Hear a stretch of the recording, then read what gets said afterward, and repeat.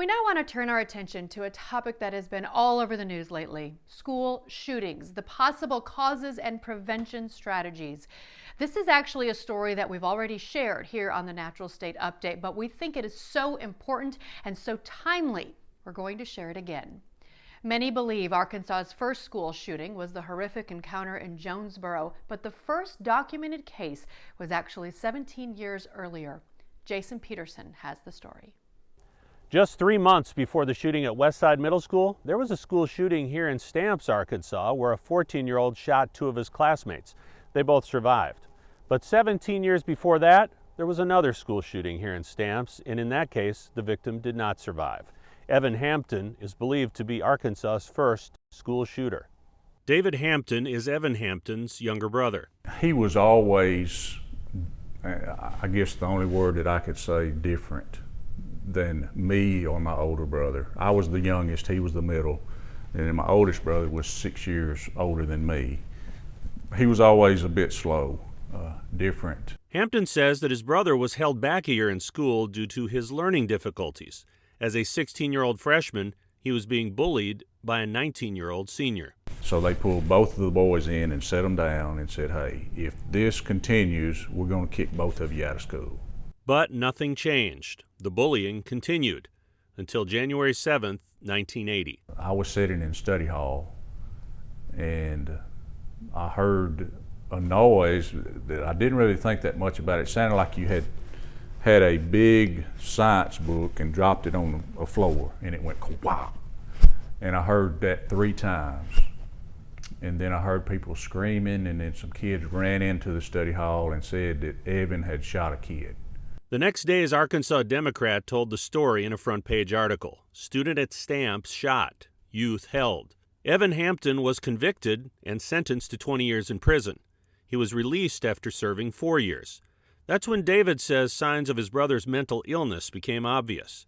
He began experiencing delusions. I thought he was on drugs. I mean, it was just bizarre activity, and we thought maybe he was on drugs or something. And it just continued to get worse and worse. Evan was diagnosed as a paranoid schizophrenic.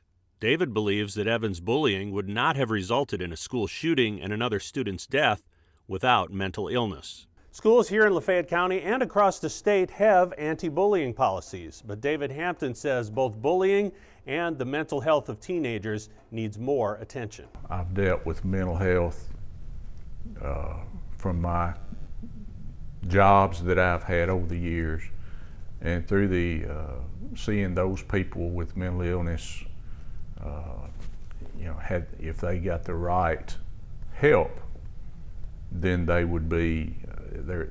Possibly this wouldn't happen, and their lives would be better. Despite his notoriety, Evan Hampton never left Stamps. He was found dead in his driveway south of town in the fall of 2020. The mobile home where Hampton lived now looks like a tornado hit it, and it wasn't in much better shape at the time of his death. His cause of death remains unknown. Evan Hampton was 56 years old and refused to take medication for the final 10 years of his life. Now that his suffering is over, David says he's willing to talk openly about what can be learned from Evan's life. As the brother of Arkansas's first school shooter, David is willing to speak to schools and law enforcement agencies to help raise awareness about bullying and mental illness. I'm not doing this in order to promote that or to do it, but I would be willing to do that. I have talked to individual teachers or principals before about this, but it'd just be a one-on-one situation about the importance of monitoring bullying and taking steps to prevent it. And he needed to be placed somewhere or in a situation where he was made to take the medication, and you cannot force somebody who is not suicidal or homicidal to do that. For the Natural State Update, I'm Jason Peterson. Thank you, Jason. And if you'd like to contact David Hampton about speaking at your school or law enforcement group about bullying and mental health, just send us an email at info@naturalstateupdate.com.